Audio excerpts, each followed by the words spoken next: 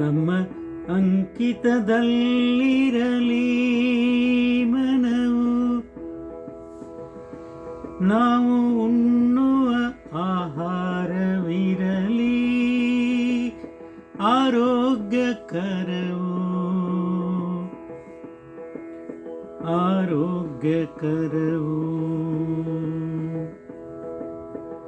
ಜಗಳ ಕೋಪ ತಡೆದರೆ ಅದೇ ನಮಗೆ ರಕ್ಷಣೆಯೋ, ಅದೇ ನಮಗೆ ರಕ್ಷಣೆಯೋ. ಸಭ್ಯ ನಡವಳಿಕೆ ಇದ್ದರೆ ದೊರೆಯುವುದು ನಿಜಾತ್ಮ ಶಿವನ ಒಲುಮೆಯು, ಒಲುಮೆಯು. ಸರ್ವರಿಗೂ ಆಶ್ರಯ ತಾನ ಈ ವಿಶಾಲ ಜಗವು, ನಮ್ಮ ಮನಸ್ಸು ದೊಡ್ಡದಾದರೆ ಸಿಗುವುದು ಗೆಲುವು ಪ್ರೇಮವು, ಸಿಗುವುದು ಗೆಲುವು ಪ್ರೇಮವು, ಪ್ರೇಮವು.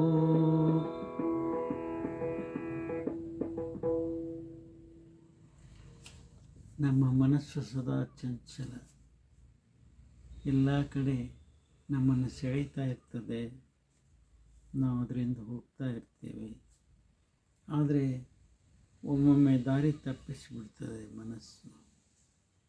ಅದಾಗಬಾರ್ದು ಅಂದರೆ ಅದನ್ನು ನಮ್ಮ ಅಂಕಿತದಲ್ಲಿ ಇಡ್ತಾ ಇದ್ದರೆ ಮನಸ್ಸು ಸ್ಥಿರವಾಗಿರ್ತದೆ, ಶಾಂತಿಯನ್ನು ಕೊಡ್ತದೆ.